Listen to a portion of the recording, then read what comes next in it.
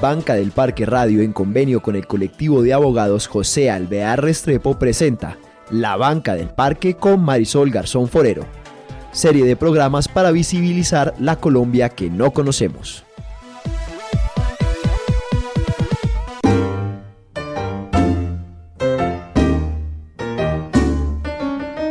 Un encuentro es una cosa rara y maravillosa. Es pasar la vida del uno al otro mientras pasan la vida del uno al otro. Siéntese en la banca del parque, donde todos cabemos.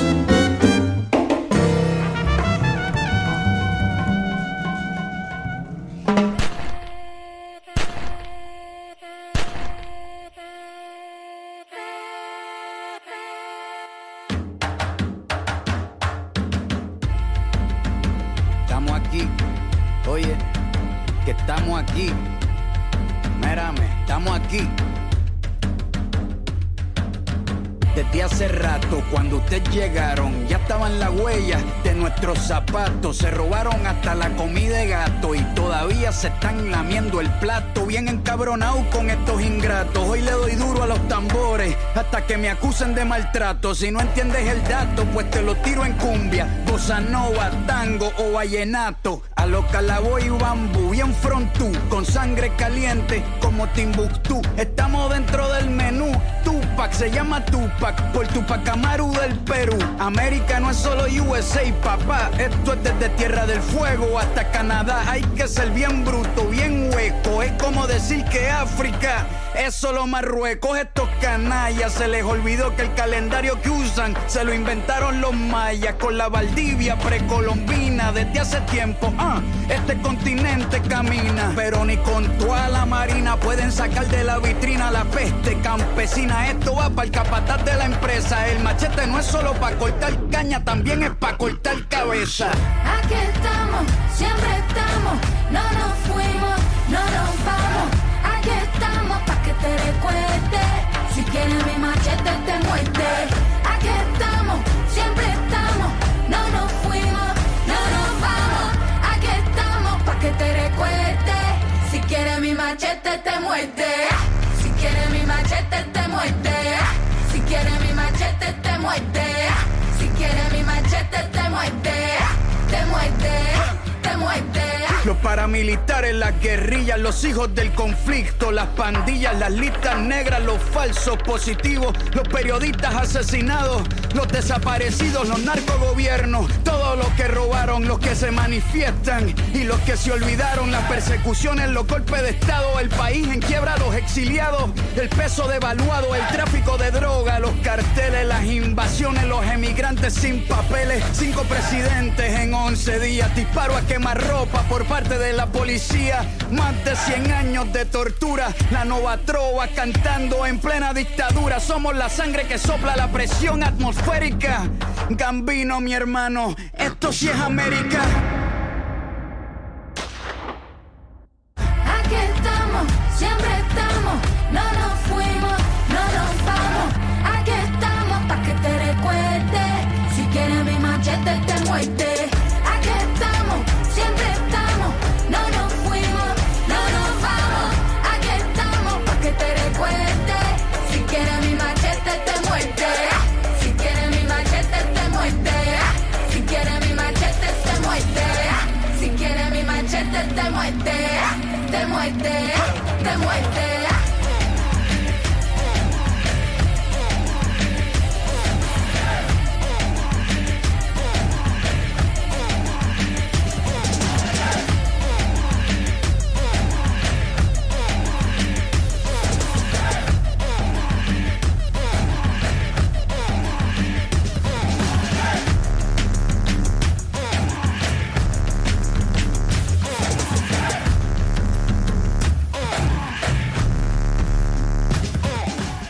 vamos a iniciar con Fernanda, quien es miembro del Grupo de Trabajo sobre Empresas y Derechos Humanos, quien nos va a contar, después de estos 12 años desde la creación de los principios rectores sobre empresas y derechos humanos de Naciones Unidas, cuáles han sido estas reflexiones sobre los límites de los marcos voluntarios y los límites para que la voz de las personas y de las comunidades sea escuchada en estos procesos. Muchas gracias. Como decía Camila, soy Fernanda Hoppenheim Cabrera, soy integrante del Grupo de Trabajo de Empresas y Derechos Humanos de la ONU. Somos un procedimiento especial del Consejo de Derechos Humanos. Esto quiere decir que somos igual que las relatoras y los relatores especiales. Tenemos un nombre que nos menos glamuroso, como digo siempre, pero tenemos las mismas funciones. Esto lo comparto porque no sé si todas y todos saben cuál es nuestra función. En definitiva, igual que todos los otros procedimientos especiales, somos el brazo de expertas y expertos independientes del Consejo de Derechos Humanos que tiene que documentar, monitorear y hacer recomendaciones en torno a la situación de derechos humanos en todos los países del mundo, en materias específicas, en nuestro caso en el tema del impacto de las empresas a los derechos humanos. El mandato que crea este procedimiento en el cual ahora yo estoy hace referencia a los principios rectores de Naciones Unidas de Empresas y Derechos Humanos, que me imagino se habrán discutido un poco hoy. Muchas organizaciones y personas aquí los conocen perfectamente bien, que son este estándar internacional adoptado en 2011 por el Consejo y que se ha usado mucho, a veces de forma positiva, a veces de forma menos positiva, para avanzar el respeto a los derechos humanos en el contexto de la actividad empresarial. ¿Y por qué toda esta introducción? Porque me parece importante, cuando hablamos de las limitaciones de los esquemas voluntarios, traer a colación un par de cosas respecto de los principios rectores y del tipo de medidas o instrumentos que se pueden desarrollar a partir de este estándar global. Para empezar, no son ni buenos ni malos de suyo, digamos, sino más bien es qué hacemos con ellos, igual que con otros estándares globales que existen por ahí. Muchas de las discusiones que tenemos sobre debida diligencia, sobre marcos regulatorios nacionales e incluso varios de los elementos del propio borrador para el tratado refieren a los principios rectores. Entonces, pues igual a veces los podemos usar positivamente y eso me parece importante destacarlo. Por supuesto que para el grupo de trabajo hay varios elementos importantes y mi perspectiva personal también coincide con ello. Uno, la autorregulación, por supuesto que es insuficiente. Las empresas no pueden ser juez y parte de los problemas o los impactos negativos que generan. Entonces, esto sería una de las limitaciones de cualquier tipo de marco voluntario o de iniciativa voluntaria que exista tanto a nivel nacional como internacional. Escuchamos muchas veces de muchos gremios empresariales como cámaras o asociaciones que tienen su política de sustentabilidad o de derechos humanos o lo que sea, con el fin de promover mejores prácticas, pero por supuesto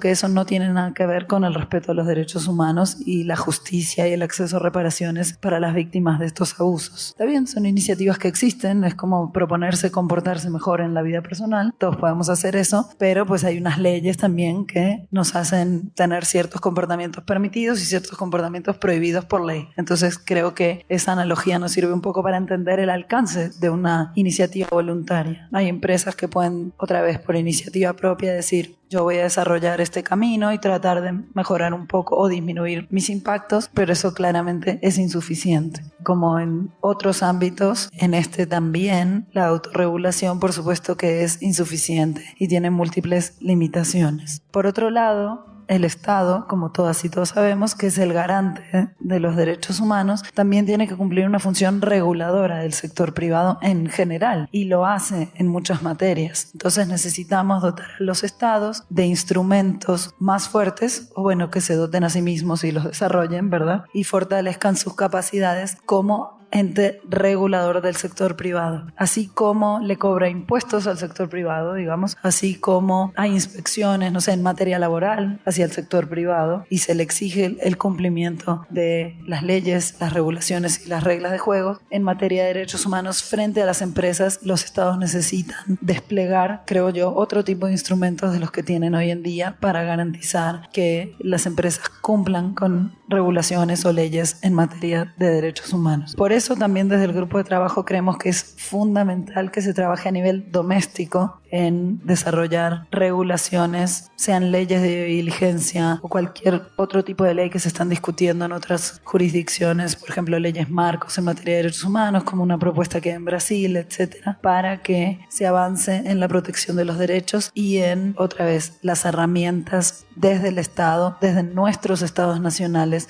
para proteger los derechos humanos frente a las empresas y tener exigencias muy claras de comportamiento para las empresas. Yo siempre digo, alguna vez no tuvimos garantizados los derechos laborales. No había jornada de 8 horas, no había vacaciones pagadas, etc. Y un día eso se reguló. Seguramente está muy documentado cuánto se habrá resistido los empleadores y las empresas en aquel momento para cumplir con esa regulación. Sin embargo, aunque siguen existiendo violaciones desafortunadamente de los derechos laborales, creo que está ampliamente aceptado que las empresas tienen que cumplir con cierto tipo de contratación, etcétera, etcétera. Y por supuesto están los sindicatos que protegen o tienen la función de proteger los derechos de las personas trabajadoras. Haciendo un paralelismo o una analogía con eso, creo que para superar algunas de las limitaciones de estas iniciativas voluntarias necesitamos leyes nacionales en materia de empresas y derechos humanos. Una puede ser leyes de vía queja, eso también lo dice muy claramente el grupo de trabajo, eso no es remediación, todos estos componentes. Y sobre todo que no sean obligaciones de medios, sino obligaciones de resultados. Es decir, que una empresa no se pueda excusar en haber cumplido con estos pasos que les decía para decir, bueno,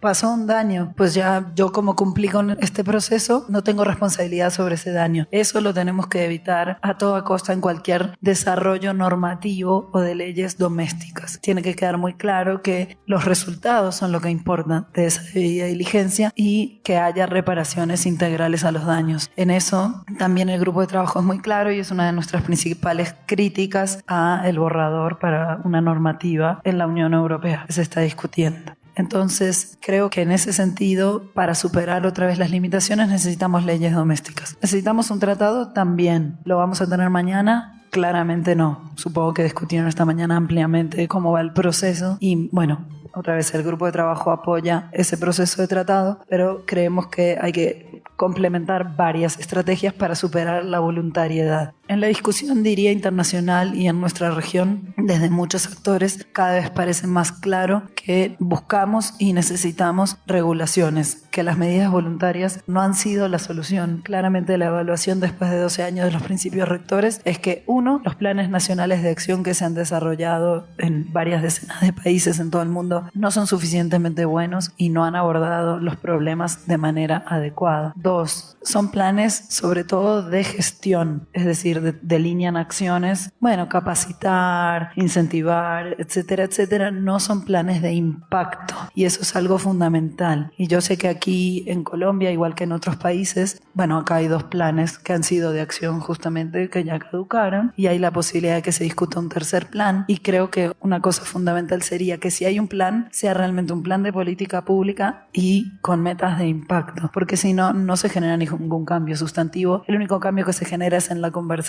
Y para eso sí son útiles pues las iniciativas voluntarias o desde el propio sector privado, etcétera, que es para cambiar la conversación un poco, pero realmente no hay un impacto en el terreno para quienes sufren los abusos. Entonces, tener políticas públicas que tengan esos metas de impacto, que tengan sistemas de monitoreo, que tengan canales de medición, de seguimiento, indicadores claros, etcétera, y una gobernanza donde haya participación de las personas titulares de derechos sería otra cosa fundamental para superar ciertas limitaciones también. Sé que quienes conocen el trabajo de quizás otros miembros del grupo de trabajo anteriores han escuchado hablar mucho de la expresión combinación inteligente de medidas o smart mix en inglés, que es una cosa que suena muy rimbombante, pero no significa tanto si no la desempacamos. Pero realmente creo que es tan complejo el problema que enfrentamos en materia de abuso de los derechos humanos por parte de empresas. Esta mañana discutieron temas de captura corporativa y otros problemas estructurales que ninguna de estas medidas, permítanme decirlo claramente, va a desarticular eso del todo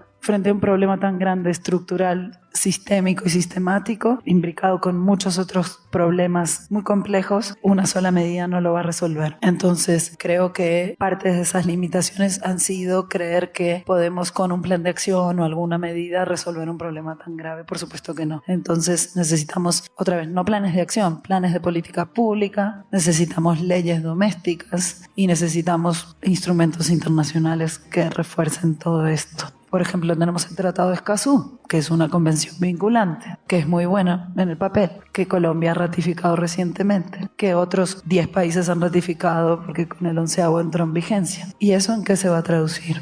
No sé, ¿en qué impacto va a tener sobre los pueblos? Ojalá muy buenos impactos, pero hay todo un camino que recorrer aún con convenciones ya ratificadas por nuestros países. Pero creo que también es un instrumento clave en materia de empresas y derechos humanos, aunque tenga otro nombre, o en materia de protección a los derechos humanos de las comunidades, protección al medio ambiente y protección de personas defensoras, que es fundamental. Entonces, pues lo dejo por ahí. Gracias.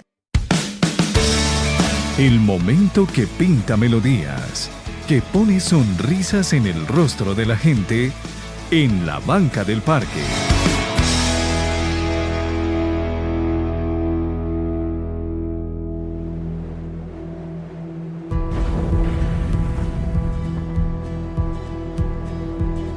Bernardo Cuero, Temístocles Machado, Bernardo Jaramillo, Álvaro Gómez Hurtado, Yamile Guerra, José Antequera, Rodrigo Lara Bonilla y de la Patria Orlando Sierra, Jaime Garzón, María del Pilar Hurtado, Diego Felipe Becerra y Dylan Cruz marchando desarmado, Manuel Cepeda, Luis Carlos Galán, Eduardo Maña Mendoza y Diana Turbay.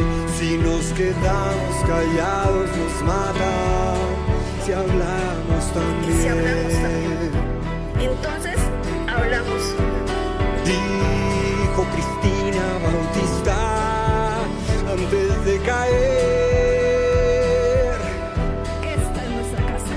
Como Mario Calderón, como Elsa Alvarado, como Pardo Leal, como Carlos Pizarro. Volveré a callar, volveré a llorar.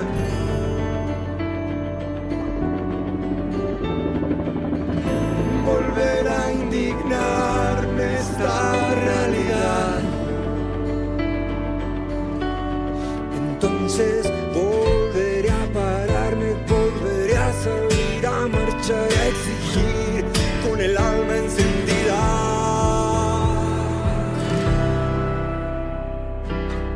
Hasta que amemos la vida,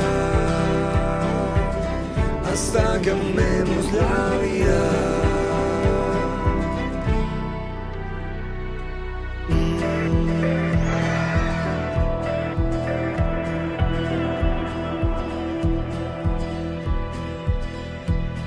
Alfredo Correa de Andrés, Silvia Duzán, 8 niños bombardeados en el Caquetá. Y la Guardia Indígena perdió a Nelly Bernal, Alexander Parra, Dimar Torres y más de 200 que hicieron la paz. Gilberto Echeverry, Guillermo Gaviria, 11 diputados en manos de la guerrilla. Alfonso Reyes, Echan Díaz, sin olvido Cristina Guarín. Y los falsos positivos sumaron más de 10.000. Mateo y Margarita, Natalia y Rodrigo, don Guillermo Cano y con él el periodismo digno. Guadalupe Salcedo, Jorge Eliezer Gaitán y más de 6.000 almas de la UP que ya no están. Nombrar y nunca olvidar, siempre abrazar y querer. Duele la escombrera, la escuela, General Santander. Hay que encontrar la verdad, hay que buscar la salida.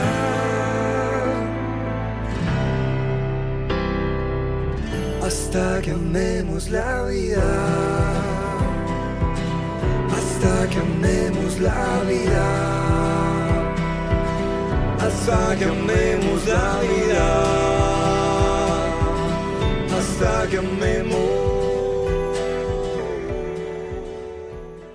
Ana María es abogada, quien coordina el programa de exigibilidad de FIAN Internacional, es representante permanente de la misma organización ante la ONU en Ginebra. Ana María nos va a hablar también de las dificultades de los marcos regulatorios voluntarios, la participación de las múltiples partes interesadas en estos procesos regulatorios y los límites también y los desafíos de estos procesos de debida diligencia. Muchas gracias, Camila, y me uno a los mensajes de esta mañana sobre lo importante que es que las personas de las regiones estén acá. Solemos hablarles a personas que tienen gran conocimiento del proceso, vocabulario muy técnico, pero si las cosas que están pasando a nivel internacional no son conocidas por ustedes, se queda en un ejercicio teórico muy bonito que no conecta con la realidad para la que existen los derechos humanos. Voy a empezar con la primera pregunta, que es sobre las dificultades o pormenores que nosotros desde FIAN hemos visto a las regulaciones voluntarias, y quisiera empezar recordando la historia. Hoy Iván y Alberto nos contaban cómo sucedió todo desde Allende, y es importante tener claro que esas regulaciones voluntarias han sido la versión débil que ha resultado de la oposición de los grandes gremios industriales, de los grandes poderes corporativos, la intención de la sociedad civil de que existan normas obligatorias. Entonces se ha ido flexibilizando el concepto, pasando de normas vinculantes obligatorias a estas normas en que las empresas mismas le dicen al Estado cómo la deben regular, en las que se negocia con el Estado cómo las deben regular, lo cual por supuesto no solo desplaza las funciones del Estado, sino que no da un resultado muy fuerte cuando se trata de proteger a las personas y a la naturaleza. Esas autorregulaciones pueden funcionar en casos suaves, en casos fáciles, pero no funcionan en los casos difíciles, que son los casos en que se implica un sacrificio de la ganancia de la empresa. Si uno le dice a una compañía minera es que usted tiene que parar las operaciones, pues la empresa no le va a decir que sí, ni siquiera solo porque las personas sean malintencionadas, sino porque el objeto de una empresa es producir lucro dentro de su actividad. La naturaleza lo hace imposible. Hay que recordar, esta mañana creo que Iván, Alberto y otros mencionaron la responsabilidad social corporativa, que es como una forma con la cual las empresas justificaron no querer obligaciones, pero dijeron, pero sí nos importan la gente y el medio ambiente, y en los años 90 había cierta expectativa porque estas normas sirvieran. Pero la verdad es que los resultados han sido todo lo contrario. Cuando las empresas llegan con un mensaje de responsabilidad social corporativa, que es un ente mueco, sin dientes, sin ninguna forma de monitoreo o de implementación, normalmente esos programas sirven para lavar la imagen mientras se continúan con los daños por detrás, por decirlo así. Y yo recuerdo comunidades de diferentes países diciéndome, sí, cuando llegaron con ese discurso construyeron un hospital donde nos ponían para curarnos de las enfermedades que esas mismas empresas nos causaban, y a los 6 meses o 2 años ya ni siquiera el hospital tenía médicos. Entonces se usa para convencer a las comunidades de lo bueno que es recibir esa actividad empresarial, pero apenas el negocio está instalado, esos objetivos morales desaparecen. ¿A qué nos lleva todo eso? A que esos procesos voluntarios y esas normas voluntarias no sean efectivas para cumplir con el objetivo de los derechos humanos, que es proteger, respetar y garantizar la dignidad de las personas y la integridad de nuestra naturaleza, de la cual dependemos. La segunda pregunta que tengo acá es: ¿cómo responden estos procesos a la garantía de los derechos violados? Esos principios y códigos de conducta generaron algunas expectativas y no las tuvieron, como yo ya lo he explicado. Los planes de acción, como la misma Fernanda lo reconoció, ya desde los primeros años de implementación fueron criticados por la sociedad civil. Hay estudios serios sobre su ineficacia Y esto sucede también por la falta de mecanismos efectivos de implementación y de reparación, que son el corazón de los derechos humanos. Esos planes de empresas y derechos humanos casi que se deberían llamar planes de empresas, porque algo que no tiene mecanismos de implementación y exigibilidad no tiene la naturaleza de los derechos humanos. Y tan es así que ya el G7, que es el grupo de los países más grandes del mundo, el año pasado lo reconoció, y durante la última sesión de este grupo de trabajo que está negociando el tratado vinculante, también hasta los Estados Unidos dijeron: con instrumentos voluntarios no es suficiente, se necesitan instrumentos obligatorios. Igualmente, en países como Alemania y otros se hicieron evaluaciones del Estado sobre cómo habían impactado los planes nacionales de acción, y la conclusión fue la misma: no se está cambiando la conducta abusiva corporativa. Y eso nos lleva a la conclusión de que ya casi pareciera que hay un consenso sobre la necesidad de un tratado vinculante, pero ahora la pelea es: ¿qué debe tener ese tratado vinculante? ¿Cuál debe ser el contenido? La siguiente pregunta que me han planteado es: ¿qué implica la participación de las múltiples partes interesadas en los procesos de regulación? Cuando uno trabaja en el sector internacional y también en algunos procesos nacionales, ahora está de moda que digan: este es un espacio multiactor. ¿Qué quiere decir? Que nos ponen a todos en el mismo espacio: los estados, las comunidades, la sociedad civil, las empresas, y se pretende que estos grupos lleguen a acuerdos sobre cómo tomar decisiones de gobernanza. Una decisión puede ser cómo regular a las empresas. Pareciera súper democrático y súper inclusivo. Que bueno, todos podemos participar, todos tenemos voz. Pero en realidad estas formas o iniciativas de gobernanza no resultan específicas porque no tienen en cuenta que cada uno de esos actores tiene un objetivo diferente y una naturaleza diferente. La comunidad va a defender su territorio, la organización de sociedad civil va a defender los derechos humanos, el Estado debería estar ahí para defender el bien común y la empresa va para defender sus intereses privados. ¿Y qué pasa? Esos actores no tienen el mismo poder. Entonces es como si uno mete en una jaula una hormiga, una cebra y un elefante. El elefante pisa tan duro que mata a los otros. Es decir, los intereses corporativos cubren el espacio y se imponen frente a otros intereses importantes como el bien común o la dignidad humana y la integridad de nuestra naturaleza. El resultado que ha sido de esos espacios multiactores, que las normas que salen de ahí son débiles y que normalmente se eliminan normas que serían necesarias para tener instrumentos efectivos. En el caso del proceso hacia los principios rectores, en el cual participó FIAN, nosotros pedíamos que se reconocieran las obligaciones extraterritoriales de los estados. ¿Qué quiere decir eso? Que se reconociera que los estados donde están las casas matrices tienen la obligación de regular a las empresas cuando éstas con su conducta abusan o vulneran derechos humanos fuera de su territorio, en otros países, a otras comunidades. Y ahí el sector empresarial se opuso y las obligaciones extraterritoriales nunca se incluyeron. Es decir, no se incluyó nada efectivo para asegurar la responsabilidad corporativa a lo largo de las cadenas de valor. Obviamente, mi organización se salió del proceso y de ahí en adelante empezamos a ver un montón de procesos en los que los elementos que son importantes para los derechos humanos han quedado excluidos de esas iniciativas regulatorias porque las corporaciones o los estados capturados por los intereses corporativos han asegurado que esos elementos sean vetados del debate político, que por supuesto termina no siendo democrático. Se impone la ley del más fuerte.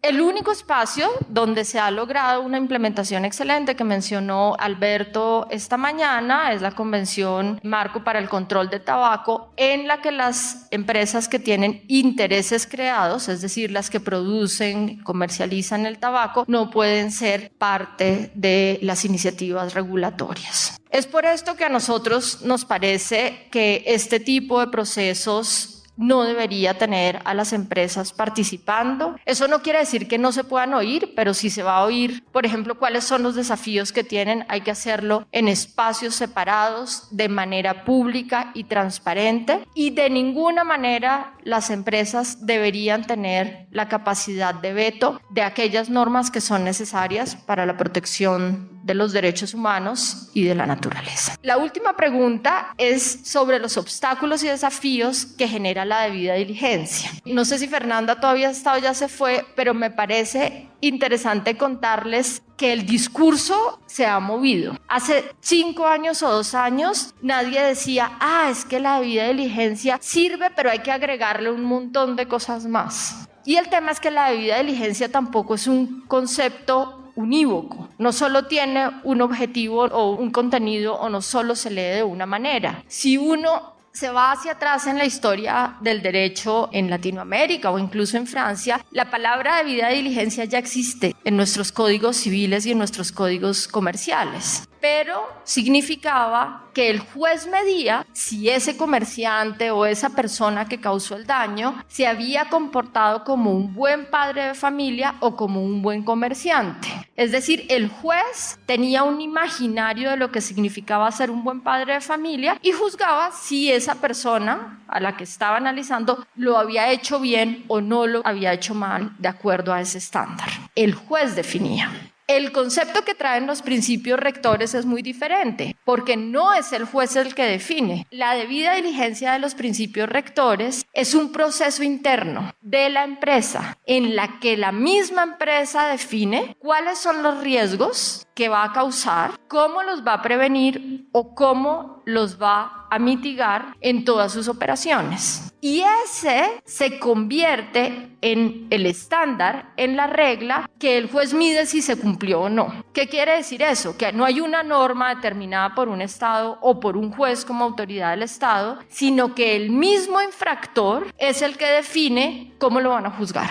Es decir, se convierte en juez y parte. Esa es la otra definición. Y una tercera definición, que es más o menos lo que acaba de decir Fernanda y que está emergiendo recientemente, es la de los que oyeron una crítica de sociedad civil muy fuerte a la debida diligencia, en la que nosotros además decimos que se usa la debida diligencia políticamente para reducir el concepto de responsabilidad jurídica de la empresa a ese elemento chiquitico que es la debida diligencia. Y entonces ahora aparecen una serie de actores académicos que dicen debida diligencia sí, pero claro que la debida diligencia no es suficiente, claro que no nos referimos a la debida diligencia como una lista que uno chulea. Nosotros queremos una debida diligencia que tenga obligaciones de resultado, que tenga mecanismos de reparación, y la han empezado a enriquecer. Entonces la pregunta ¿es necesario tomar a esa debida diligencia reforzada, como le dicen en estos días, y seguir llamándola debida diligencia, o llamamos las cosas por su nombre y hablamos de responsabilidad jurídica corporativa? Mi opinión es que a las cosas hay que llamarlas por su nombre, especialmente por el impacto que el uso del término debida diligencia ha tenido en reducir el contenido que queremos en nuestras normas. Rápidamente quisiera entonces decirles un poco cuáles son las críticas que nosotros tenemos a esa debida diligencia que les expliqué de segunda, la que se ha usado para reducir todo a un proceso interno de determinación de riesgo de las empresas. Bueno, lo primero sería que reduce los debates de responsabilidad jurídica, la debida diligencia, despluma o desmantela la responsabilidad jurídica, reduciéndola a esos procesos internos, y deja por fuera todos los otros elementos de la prevención que son necesarios, que pueden ser elementos de prevención que muchas veces también dependen del Estado. Un elemento de prevención puede ser la forma de negociar un tratado de libre comercio, un elemento de prevención puede ser la evaluación de impactos que hace el Estado sobre cómo una concesión puede afectar el medio ambiente, por ejemplo. Y también cuando se usa la debida diligencia como patrón para juzgar si la empresa hizo o no bien lo que tenía que hacer, es que el juez se concentra en el proceso. O sea, la empresa sí hizo una lista, sí determinó los riesgos, sí estableció unos mecanismos para mitigar, pero no se fija en el daño. Eso es lo que quieren ahora, digamos, remediar diciendo que la debida diligencia debe contener obligaciones de resultado y no obligaciones de medio, como decimos los abogados. Y otro problema que hemos visto es que normalmente en los principios rectores y bajo este régimen de debida diligencia también existen las llamadas reclamaciones empresariales. ¿Qué pasa con las reclamaciones empresariales? Se le pide a la persona o a la comunidad afectada que antes de ir ante una autoridad estatal, ante un juez, se queje con la empresa. Y entonces la empresa es juez y parte, que es muy difícil cuando uno es la comunidad afectada o la víctima, defenderse frente a alguien que es juez y parte en un contexto donde hay un desbalance de poder y muy posiblemente la comunidad afectada o la persona afectada se siente en una situación de subordinación. Y en algunos casos se ha sostenido que esos mecanismos de queja dentro de la empresa se usan para impedir que la gente vaya a la justicia basada en el Estado, es decir, para callarle la boca al que se queja. Es por esto que nosotros en el proceso del tratado internacional, en la sociedad civil, decimos no queremos un tratado de debida diligencia. Nosotros queremos un tratado sobre la responsabilidad jurídica de las empresas en el cual la debida diligencia puede ser una pieza chiquitica del rompecabezas, pero en el cual solicitamos algunas medidas importantes de acceso a la justicia. No voy a mencionarlas todas, pero hoy hablábamos de acciones colectivas, de inversión de la carga de la prueba, de un derecho a la información fuerte que permita entender cuáles son todas las empresas implicadas, mecanismos de responsabilidad jurídica civil, penal y administrativa, y sobre eso creo que va a hablar más Carlos. Jurisdicción extraterritorial, es decir, que todas las empresas implicadas sean responsables también cuando cometen abusos o vulneraciones fuera de los límites de sus países. Cooperación entre los estados para resolver los casos y, por supuesto, mecanismos de implementación que aseguren que todo esto no se quede sin dientes. Es por esto que nosotros también replicamos esta demanda internacional donde decimos no nos reduzcan las cosas a la debida diligencia, y consideramos que en los debates de las leyes nacionales es importante considerar un régimen más amplio y donde especialmente la responsabilidad jurídica de la que va a hablar Carlos es el corazón. La debida diligencia no es el corazón. La debida diligencia puede ser por ahí el apéndice, pero no el corazón. Con esto termino y estoy contenta de responder a las preguntas. Gracias. Una canción que nos acaricie el alma en la banca del parque.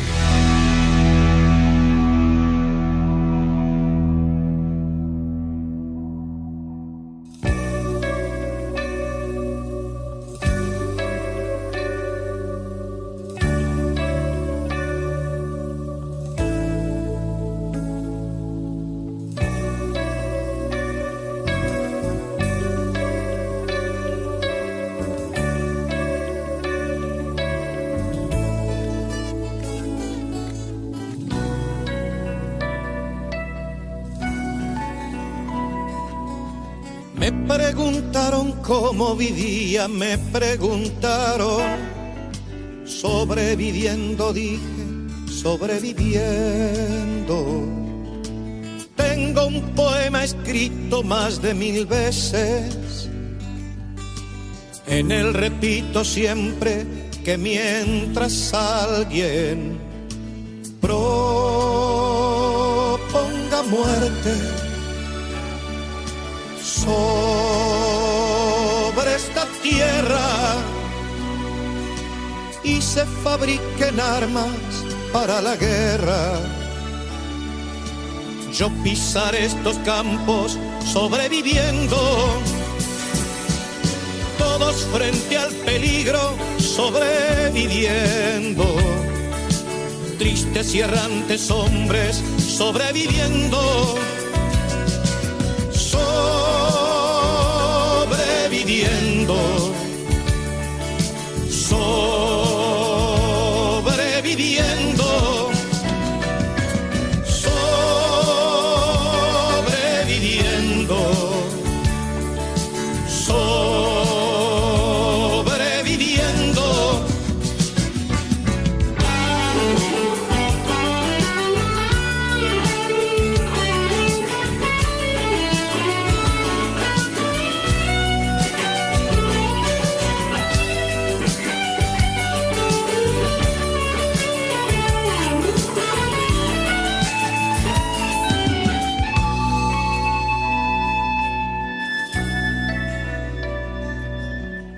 Hace tiempo no río como hace tiempo, y eso que yo reía como un jilguero. Tengo cierta memoria que me lastima y no puedo olvidarme lo de Hiroshima. Cuánta tragedia sobre esta tierra. Hoy que quiero reírme apenas si puedo, ya no tengo la risa como un jilguero,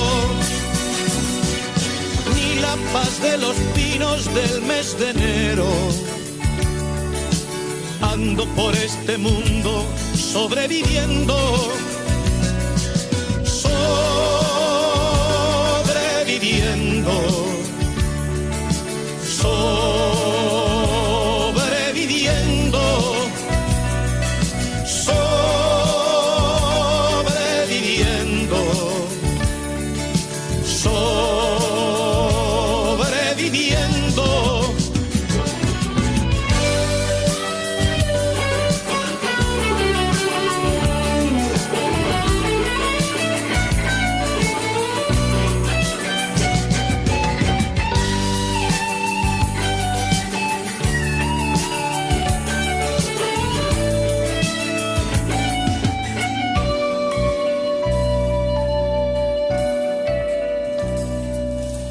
Ya no quiero ser solo un sobreviviente, quiero elegir el día para mi muerte.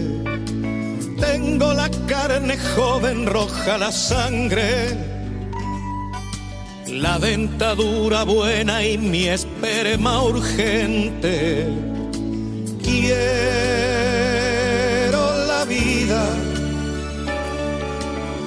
de mi simiente. No quiero ver un día manifestando por la paz en el mundo a los animales. Cómo me reiría ese loco día, ellos manifestándose por la vida, nosotros apenas sobreviviendo. En primer lugar, agradezco la invitación a los organizadores y gracias también a todos ustedes por haber venido y estar presentes. Sé que han tenido una jornada bastante larga para venir de las distintas regiones de Colombia, que es un país bastante grande. Y para mí es también un gusto y un honor dirigirme a ustedes. Mi nombre es Carlos López Hurtado. Yo soy peruano de nacimiento. Trabajo en la Comisión Internacional de Juristas. Yo soy asesor legal senior a cargo del programa de Empresas y Derechos Humanos. Soy ampliamente conocido en muchas partes, menos en Colombia, entonces aprovecho para presentarme. Me han pedido entonces que haga una elaboración, una presentación de la importancia de la responsabilidad jurídica de la empresa transnacional en particular. ¿Y esto por qué? Porque es importante entender el por qué la responsabilidad jurídica es en sí misma un elemento clave en el modelo de tratado internacional que tenemos delante de nosotros. Actualmente, en el borrador, en el proyecto de tratado que está en discusión en Naciones Unidas desde hace 2 años, existe un artículo que es central, el artículo 8, que versa sobre este tema de la responsabilidad jurídica de la empresa. Responsabilidad de la empresa tanto como entidad jurídica separada, como también los directores o directivos de la empresa. Y esta responsabilidad jurídica puede a su vez ser tanto civil, penal o administrativa. Y hay muchos ejemplos de legislaciones, órdenes jurídicos nacionales que contienen o desarrollan estas 3 modalidades de responsabilidad jurídica. Otras se centran más en lo penal y en lo civil, pero generalmente, hablando de América Latina, de lo que yo conozco, también existe responsabilidad administrativa, ejercida sobre todo por los órganos de supervisión. Y después voy a dar algunos ejemplos. Bueno, entonces déjenme empezar por contraponer cómo funcionan los marcos llamados voluntarios versus los marcos jurídicamente obligatorios. El marco voluntario del que hablo es en principio y fundamentalmente al que se ha referido Fernanda Oppenheim, que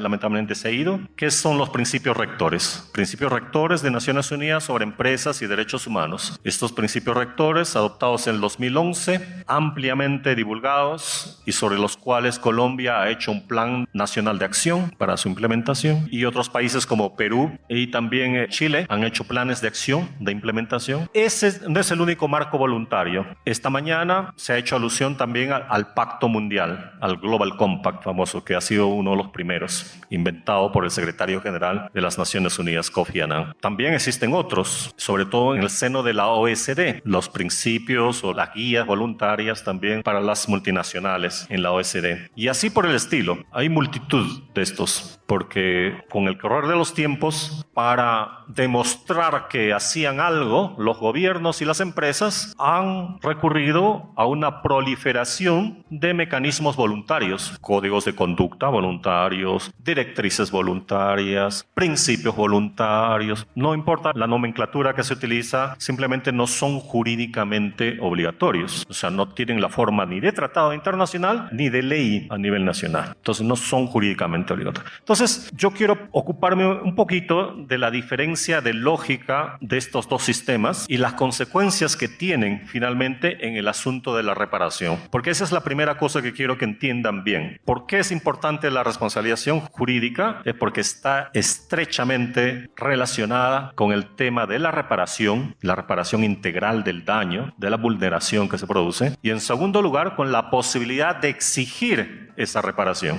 Pues bien, en el marco voluntario, sean los principios rectores o los principios de la OECD, etc., están basados en una serie de recomendaciones de buena conducta, como dijo Fernanda. Pues están bien, ¿no? Todos dar una recomendación y seguir una buena conducta es algo que todos deberíamos tener. Pero en el contexto de los marcos voluntarios, estas normas de conducta están basadas en una mera recomendación, en una declaración, y se deja a cada actor, sea un individuo, sea una empresa, la posibilidad de seguirlas o no seguirlas. En el caso de la empresa, se confía que debido a los mecanismos del mercado, a los mecanismos del consumidor, las preferencias del consumidor, una empresa naturalmente va a querer comportarse bien, porque si no, tiene mala reputación, ¿verdad? Y sus productos no son tan apreciados por los consumidores. Entonces, si los consumidores se enteran que las camisetas o los calzados producidos por tal empresa están producidos por mano de obra infantil o mano de obra forzada, entonces muchos consumidores que son conscientes evitan comprar esos productos, y de esa manera se presiona a través del mercado, se presiona que esa empresa cambie. Sin embargo, ¿cuál es el problema con esta lógica? Funciona en un cierto sentido en mercados desarrollados donde los consumidores puedan ser conscientes, pero aún así en estos mercados desarrollados donde los consumidores se enteran y están bien informados y les importa el trabajo infantil, les importa el trabajo esclavo, les importa el medio ambiente, aún en estos sitios lo que pasa es que la opinión pública es voluble, cambia de un día para otro. Un día está preocupado por la noticia del trabajo infantil que salió, al día siguiente estará preocupado por el Mundial de Fútbol y se olvidó del asunto del trabajo infantil en tal producto, o a la semana siguiente. La agenda cambia. Entonces, confiar solamente en las preferencias del consumidor, que es esencial en estos mecanismos voluntarios, no es suficiente. No es suficiente y de alguna manera indirectamente fomenta impunidad, porque una empresa que no cumple con la norma recomendada, la norma de buena conducta, no tiene sanción. La única sanción es la sanción de no vender su producto, pero como he dicho, eso dura un poquísimo, una semana, y después se olvidan, ¿no? Los boicots muchas veces duran muy poco. Pues entonces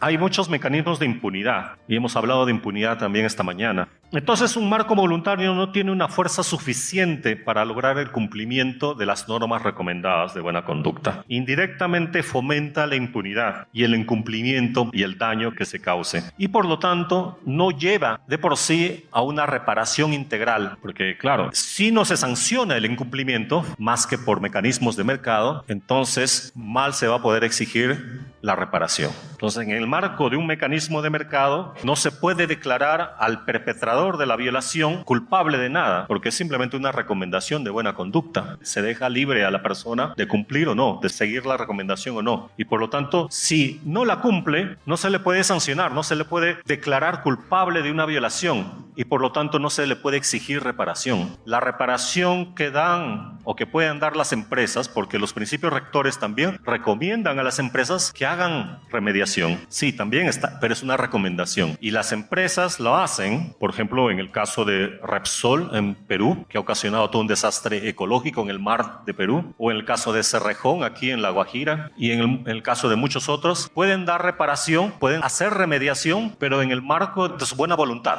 Claro, como un favor. No es exigible, no se les puede exigir que lo hagan. Solo se puede exigir lo que es jurídicamente obligatorio. Pues en este caso no. Entonces lo hacen por... A ver, las razones que yo he leído y escuchado son las siguientes. Por razones humanitarias. Se da la remediación, se da compensación a las víctimas por razones humanitarias. Otras por mantener buenas relaciones comunitarias o por el buen relacionamiento con las comunidades, etcétera, etcétera. Pero no porque se haya faltado a una obligación jurídicamente vinculante. Esto es diferente entonces en el marco vinculante, jurídicamente vinculante. Entonces tenemos una obligación cuyo incumplimiento conlleva una sanción, y esa sanción muchas veces lleva consigo la obligación de reparar integralmente el daño causado. Y esa obligación de reparar que la dicta un juez, sea en lo penal o en lo civil, o el órgano administrativo a cargo de la supervisión y el monitoreo, esa obligación de reparar es exigible. ¿Por qué? Porque la ley lo dice, porque se ha faltado una obligación jurídicamente vinculante. Pues eso es muy importante. Entonces existe el artículo 8 del proyecto de tratado que estamos discutiendo en este momento, es esencialmente fundamental y necesario para que funcionen los mecanismos de reparación que también están en el tratado, en el artículo 7. Y por eso es que le damos tanto énfasis nosotros en que todo el mundo lo entienda y que se comprometa a apoyarlo, a defenderlo, porque marcando estos elementos son la distinción fundamental entre un marco normativo voluntario y un marco normativo obligatorio, y siendo una distinción fundamental está bajo cuestión por los opositores al tratado. Aquellos que no quieren es esencialmente a las empresas transnacionales, y los países occidentales no quieren esto, no quieren responsabilidad jurídica, no quieren reparaciones, solo quieren que sigamos bajo las normas de los marcos voluntarios. ¿Ya? Con eso para ellos es suficiente. Pues bien, hablando ya de los marcos normativos y regulatorios obligatorios, como he dicho, el incumplimiento se sanciona y la sanción lleva aparejada la posibilidad de reparación. Esto en el contexto de las actividades de empresas transnacionales resulta bastante complicado, y es por eso que en el proyecto de tratado que tenemos sobre la mesa se hace una aproximación sobre este tema bastante detallada. Puede no ser perfecta y clara en este momento, pero se asume mucho detalle porque es necesario, porque el tema de las transnacionales requiere una atención particular. ¿Por qué? ¿Alguien tiene una idea? ¿Por qué? A ver, en el tema de las transnacionales, este asunto de la reparación y la responsabilidad jurídica es complicada. Ahí hay un tema, claro, pero esta mañana se mencionó. Alguien dijo del velo corporativo. Una empresa transnacional tiene esa estructura, una estructura a veces opaca. No sabemos dónde está la matriz principal. Entonces, la matriz principal está frecuentemente en un país del norte, pero además tiene una subsidiaria, una empresa intermediaria, un holding que le llama, que es una fachada que está en la isla Caimán o la Bahamas, en un paisito pequeño donde paga muy pocos impuestos. De esa manera maximiza las ganancias, o en Suiza, o en Holanda, o en Uruguay. Entonces, aquí los compañeros que vienen de Uruguay lo saben muy bien, o Panamá, exactamente. Entonces, ¿ves? Ustedes conocen muy bien a la perfección todos estos mecanismos. Pues y aquí en Colombia opera la subsidiaria, la que opera, ¿no? La operadora, la que extrae el mineral y lo exporta. Pero esto no es más que una subsidiaria de nivel operativo, ¿eh? Por arriba hay una serie de sociedades que están encima. Entonces, ¿cómo llegamos a la que está arriba y a todas ellas? Es que hay que cortar el velo corporativo, hay que romper el velo corporativo. De alguna manera, eso es imposible. En la doctrina jurídica es imposible porque no se puede igualar una empresa con otra. Son jurídicamente diferentes, se dice. Y eso la jurisprudencia de varios países lo ha consagrado y lo ha mantenido. Pero a pesar de eso, una jurisprudencia reciente en el Reino Unido, en la Corte Suprema del Reino Unido, en dos casos, en el caso de la petrolera Shell y en el caso de una minera que llamaba Vedanta, que operaba con una subsidiaria en Zambia, la Corte Suprema del Reino Unido ONU ha declarado que la empresa matriz podría ser responsable de los daños causados por la subsidiaria si ha intervenido en el diseño de las políticas, de las operaciones o del monitoreo de las actividades de la subsidiaria. Eso requiere demostración, naturalmente, es una cuestión de evidencia, pero en todo caso el principio de que la matriz puede ser responsable ya está reconocido y establecido por jurisprudencia al más alto nivel. Esa jurisprudencia de avanzada es la que queremos que sea reflejada también en un tratado internacional que establezca una norma general, no solo para algunos países, sino para todos. Y de esa manera se podrá mitigar el tema de la impunidad corporativa de las transnacionales. Eso a nivel de responsabilidad civil. En el caso de Repsol, en Perú, y así pasa aquí también, así que no es solamente un ejemplo privativo de Perú. El órgano supervisor y de protección del medio ambiente y todo esto, ahí el OFPA, cuando se ha enterado del daño medioambiental que había causado esta empresa Repsol con el vertido de petróleo en el mar del Perú, que ha causado un desastre ecoambiental enorme y ha dañado los intereses también de los pescadores y de las poblaciones que viven en la ribera, ha sancionado, le ha hecho un proceso administrativo a Repsol, que es una empresa que tiene una matriz en España, y le ha impuesto multas, 5 procesos, 5 multas. ¿Repsol ha pagado alguna de ellas? ¿Qué piensan? Ninguna, no ha pagado ninguna. Todas las ha recurrido al Poder Judicial. El Poder Judicial ha anulado 3 por faltas en el procedimiento y 2 todavía están pendientes en procedimiento. O sea, estoy seguro que Repsol no pagará esas multas. Entonces ahí hay un problema con el proceso administrativo y su revisión en sede judicial. Habrá que afiatarlo, etcétera, ¿no? Pero ¿existe un procedimiento administrativo, una posibilidad de remediación administrativa? Sí existe en muchos países y debe funcionar mejor. En el tema de derecho penal, es que en muchos países de América Latina se reconoce la responsabilidad penal de la persona jurídica. Ustedes que son unos expertos juristas, ¿alguien tiene idea que aquí en Colombia una persona jurídica como una empresa, como una sociedad, puede ser responsable penalmente por daño medioambiental o por crímenes de lesa humanidad? No, no existe. En el Código Penal colombiano no existe esa figura. La responsabilidad es penal, individual, personal. Pues ahí amerita un replanteamiento de la doctrina jurídica, porque la responsabilidad penal de una entidad jurídica no es extraña al derecho comparativo. No es que no existe en ninguna parte del mundo. Por el contrario, en numerosos países del mundo existe. Todos los países anglosajones, el Reino Unido, Estados Unidos, Australia, tienen en su derecho la responsabilidad penal de la persona jurídica, incluido de las empresas, incluido por delitos de lesa humanidad y otros más. Y en el caso de otras tradiciones jurídicas más civilistas, digamos como las latinoamericanas, nosotros hemos copiado nuestro sistema de Francia y de España y de Italia. Pues entérense que en el derecho penal francés, en el Código Penal francés, está establecido todos los delitos penales del Código Penal francés se pueden atribuir también a una persona jurídica. Y en este momento hay como 3 o 4 empresas francesas procesadas penalmente por complicidad en delitos de lesa humanidad en otros países como Siria, Líbano, etc. Bueno, ¿y por qué no hacemos de eso, de esa práctica, una norma general para otros países también, incluida Colombia, Perú? Pues bien, muy bien. Ahí termino yo por el momento y les agradezco.